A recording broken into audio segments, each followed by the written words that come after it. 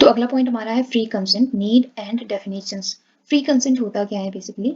In the Indian contract act में the definition of consent is given in section 13। किसमें दिया गया है? सबसे इंपॉर्टेंट 13 सेक्शन में दिया गया, ठीक है। Which states that it is when two और मोर पर्सन, जब दो या दो से ज्यादा पर्सन एग्री होते हैं अपॉन द सेम थिंग, किसी सेम चीज पे, and in the same sense, और सेम सेंस लगा रहे होते हैं, so the two people must agree to something in the same sense as well. तो वहां पे हम क्या बोल सकते हैं कि दो लोग जो है वो एग्री हैं बिल्कुल कोई चीज करने के लिए सेम सेंस में, ठीक है।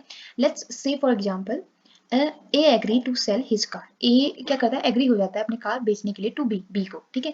A owns 3 cars, A owner है 3 कार्स का, and wanted to sell the Maruti, ठीक है। और क्या चाहता है? वो मारुति को बेचना चाहता है, अपनी जो उसके पास मारुति कार है। B thinks he is buying his Honda, और बी क्या सोच रहा है कि वो बाय कर रहा है उसकी होंडा को, जबकि ए क्या सोच रहा है कि वो अपनी मारुति को बेच रहा है। Here A and B have not agreed upon the same thing. यहाँ हम क्या बोल सकते हैं कि ए और बी सेम थिंग पे एग्री नहीं है, इन द सेम सेंस नहीं लगा रहे। ऑल्दो ए जो है गाड़ी बेचना चाह रहा है, बी गाड़ी खरीदना चाह रहा है, लेकिन ए दूसरी गाड़ी बेचना चाह रहा है, जबकि बी सोच रहा है कि वो दूसरी गाड़ी खरीद रहा है, ठीक है। Hence there are no consent and subsequently no contract. तो यहाँ कोई कंसेंट नहीं है और सब्सिक्वेंटली कोई कॉन्ट्रैक्ट भी नहीं होगा, ठीक है। Now free consent has been defined in section 14। Free consent किस में डिफाइन किया गया? सेक्शन 14 में ऑफ द एक्ट, ठीक है, इस एक्ट के।